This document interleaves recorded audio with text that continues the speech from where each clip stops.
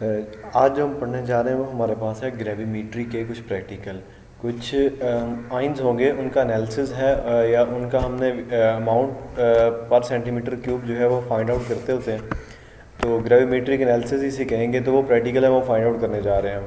Practical का हमारे पास जो टाइटल है एक्सपेरिमेंट का वो है फाइंड दी अमाउंट पर 500 centimetre cube of lead ions in the given sample solution gravimetrically. हमें एक सोल्यूशन दिया जाएगा, उसमें से हमने जो 500 सेंटीमीटर क्यूब है वो उस सॉल्यूशन के 500 सेंटीमीटर क्यूब में से हमने लेड आइंस को ग्रेविमेट्रिकली जो है वो मेजर करना है कि वो कितना है। तो चलिए स्टार्ट करते हैं। It's Chem Azam YouTube channel and I am Mohammad Azam Javed. Practical start करते वक्त आप सबसे पहले ऊपर टाइटल लिखते होते हैं, फिर उसके बाद यहाँ पर जहाँ केमिकल्स रिक्वायर्ड लिखा हुआ है यहाँ पर आपने लिखना है केमिकल ऑपरेटर्स, उसके बाद लिखना है केमिकल्स रिक्वायर्ड। यहाँ पर एक मिस्टेक है वो आप खुद सेट कर लेंगे। इस केस में जहाँ पर केमिकल्स रिक्वायर्ड लिखा है यहाँ आपने लिखना है केमिकल ऑपरेटर्स। ऑपरेटर्स जो आप लैब में यूज़ करेंगे वही लिखना है, ज़्यादा नहीं लिखना। यहाँ पर आपको जनरली बीकर चाहिए होते हैं, स्टीरर चाहिए होता है, स्पैचुला चाहिए होता है। बस ये कुछ चंद एक चीज़ें हैं, या टाइट्रेशन फ्लास्क बाज़ का चाहिए होती है, या कोनिकल फ्लास्क वगैरह, ये चीज़ें बस। तो ऑनवर्ड चलेंगे। सॉरी, बीकर के साथ साथ आपको चाहिए केमिकल ऑपरेटर्स में फ़िल्टर पेपर भी चाहिए आपको, और ओवन में आप ड्राई करते हैं बाज़ औक़ात ओवन की भी ज़रूरत पड़ती है। ठीक हो गई, ये चीज़ें होंगी। तो सैम्पल सोल्यूशन। इसके बाद केमिकल्स रिक्वायर्ड की बात करें अगर, तो केमिकल कौन कौन से चाहिए होंगे हमें। पोटाशियम क्रोमेट सोल्यूशन चाहिए आपको 5%।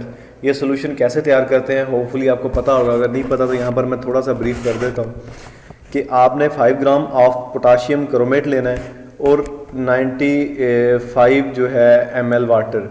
या आपने ऐसे करना है कि ये 5 ग्राम लेके आपने कोनिकल फ्लास्क में डाल देना है, ऊपर से आपने डालना है वाटर 1 लीटर तक उसे फिल कर देना। थोड़ा सा वाटर डाल के अच्छी तरह डिज़ोल्व कर लेना, फिर आपने 1 लीटर तक फिल कर लेना, या 95 ml तक आप वाटर डालते होते हैं, जो असल जो है इसकी सेंस है परसेंटेज सोल्यूशन की।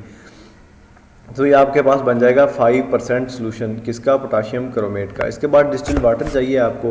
फिर सैम्पल सोल्यूशन आपको लैब में दिया जाएगा जिसमें से आपने लेड आइंस की जो है क्या फाइंड करनी, अमाउंट पर 500 सेंटीमीटर क्यूब। तो चलिए प्रोसीजर की जानिब चलते हैं। आपको दिया जाएगा 50 ml of sample solution. 50 ml sample solution दिया जाएगा जिसमें लेड आइंस होंगे। तो आपने क्या करना है, आपने 5% सोल्यूशन बना लिया पोटाशियम क्रोमेट का। वो बनाने के बाद आपने 5% पोटाशियम क्रोमेट सोल्यूशन में जो आपके पास सैम्पल सोल्यूशन है, 5% सोल्यूशन आप पोटाशियम क्रोमेट बना लिया। बनाने के बाद 5% सोल्यूशन जो है वो आपके पास सैम्पल सोल्यूशन है, वो आपने उसमें ऐड करना है 50 ml ऑफ सैम्पल सोल्यूशन में, जो कि लेड आइंस का आपको लैब में दिया गया है।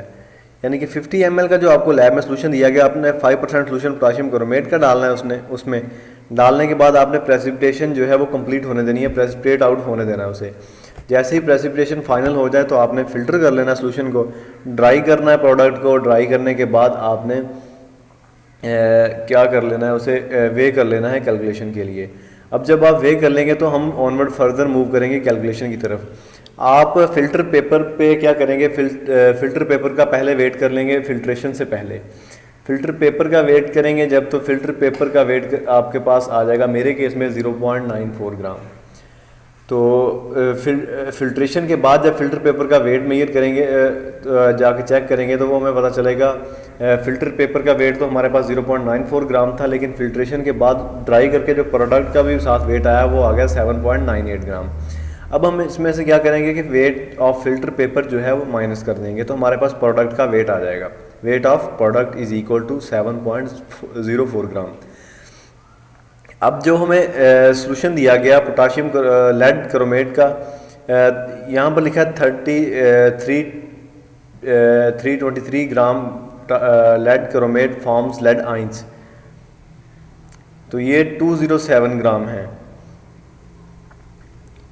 इतने लेड आइंस इसमें है जो हमें सोल्यूशन दिया गया, ये गिवन है डाटा।